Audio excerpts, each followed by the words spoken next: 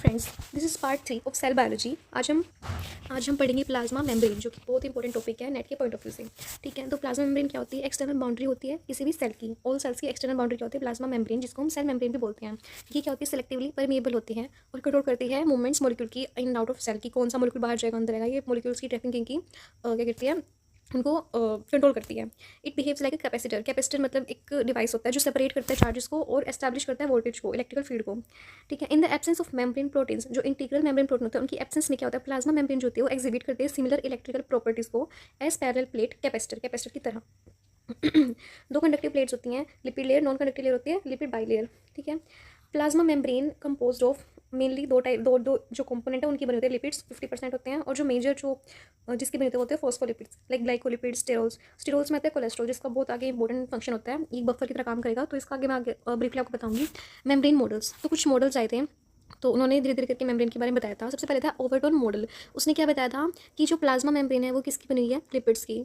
फिर आया था लिपिड बाइलेयर। गोटर एंड ग्रैंडल ने एक्सपेरिमेंट किया था, तो उन्होंने उससे ये बताया कि लिपिड्स जो बाइलेयर है ना लिपिड की, वो उसके जो पोलर हेड है वो फेस करते हैं आउटवर्ड की तरफ। ठीक है, जो पोलर हेड है, जो हाइड्रोफिलिक हेड है, वो फेस करते हैं आउटवर्ड की तरफ। फिर आता है try laminar model 1995। Dawson and डैनिली, इन्होंने हाइपोथेसाइज किया था कि लेयर होती है जो प्रोटीन की, वो प्रेजेंट होती है दोनों साइड पे। ठीक है, प्रोटीन्स बीच में एम्बेडेड भी होते हैं, दोनों की लेयर्स भी प्रेजेंट होती है। तो उन्होंने ये बताया था। Unit membrane model, Robertson hypothesized there is no space between both bilayer.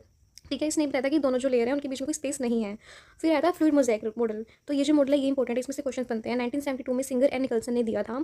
इन्होंने क्या बताया था कि प्रोटीन्स होते हैं ना, वो एम्बेडेड होते हैं मोज़ाइक की तरह। मोज़ाइक मतलब कि आपने देखा होगा मोज़ाइक जो पिक्चर होती है ना, उनकी तरह प्रोटीन्स लिपिड बाइलेयर में एम्बेडेड होते हैं।